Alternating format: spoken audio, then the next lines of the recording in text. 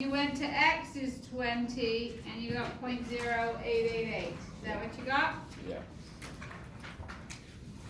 Okay, so what's in here? Only has means up to 20 and it only goes to one decimal place. So if the mean was 6.25, you can't use this booklet. Right, you can only use it if your mean goes to one decimal. And there is not cumulative Poisson tables. So if I ask, if I asked on this question, the B, what's the probability X is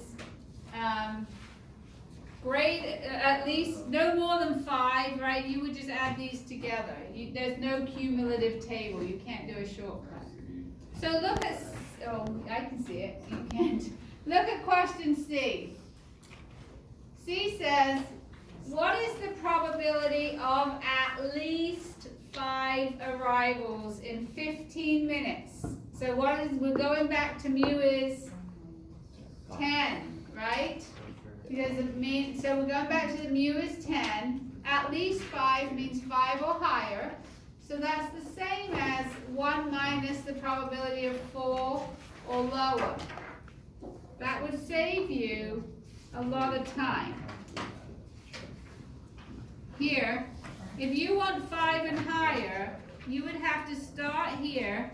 You'd have to add all these numbers down here. Not on screen. And turn. Oh.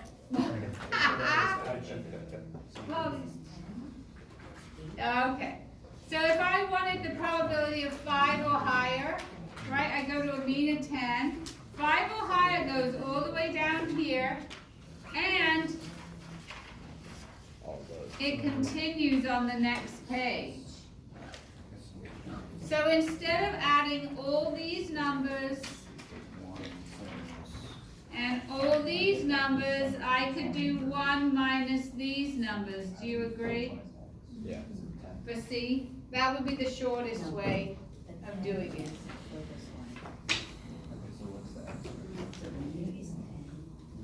Well, I can see it just fine. Phone calls arrive at the rate of 48 per hour at the reservation desk for Regional Airways. A says, compute the probability of receiving 3 calls in 5 minutes. And B says, compute the probability of receiving exactly 10 calls in 15 minutes. So an hour. Okay, so 48. That's just like 20. What do you do? I just moved to the number she times 10 by 2 because Right, I do divide by 16 times by 5. Yeah, that's what you want to do. Yeah. 15 minutes. so we do 20 to 3 calls. So that's alright. So you can do this on. That's 15 minutes. It was 20 to 30. So our mean should be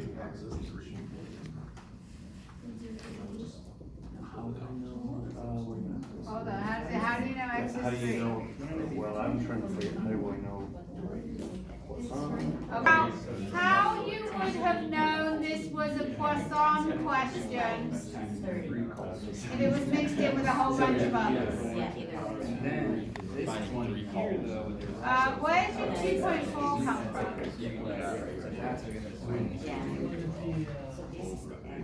We fix your music to the exam. And I think it's more of a, you don't know what formula to use or what type of question it is. So I just want to go over a minute how our textbook is set up since you don't have probably the paper copy of the book. So when you go to the reading, you go to the first page. This is how the chapter is broken out. Okay, so it's got a section on random variables, then it talks about discrete probability, then it talks about expected value and variance. We didn't do 5.4, so that's why you don't do everything. Now this is on binomial, this is on Poisson, then we don't do 5.7. So if you look at the end of the section on binomial, it says applications. So if you click on here, every question here is a binomial question. So if you're struggling with, I have no idea what types of questions are what, you can click on here. Now by definition, you know they're all binomials. But you could ask yourself, if this was a question on the test, how would I have known it was a binomial question? How about this one? How about this one? How about this one? How about these? Okay, there are a lot of binomials for you. How would you have known they were binomial? The same is true for poisson. Okay, at the end of every section, the methods are the very basic, more simple questions. Sometimes we find them harder because they've got no units or stories. But the applications are the story questions. So by definition, these are poisson questions. Okay? If this was on a test, how would you have known? Okay, this says, during the period of time, a local university takes phone-in registrations. Calls come in at the rate of 1 every 2 minutes. How would you have known that was a poisson? Period of time. Right. But it's counting phone calls, which are whole number of discrete data. Airline passengers, I think this is a homework question. Airline passengers arrive randomly and independently at a passenger screening facility at a major international airport. The mean arrival rate is 10 passengers per minute. Okay?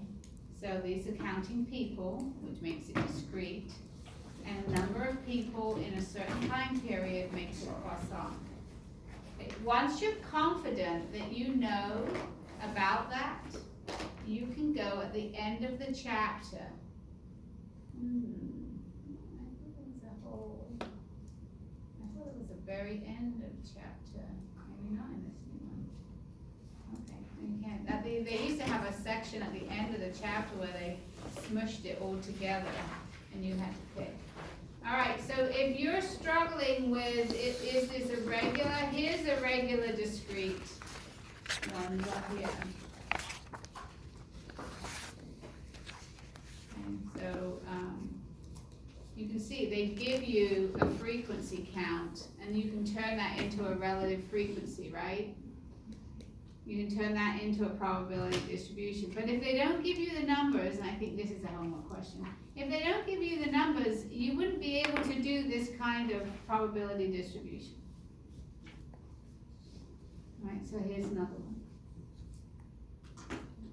So just so you get to know which formulas would I use, because they're kind of marked quite nicely on the formula sheet. Discrete, binomial, poisson on your formula sheet. Alright, so this means that your homework is due for chapter 5 on Tuesday.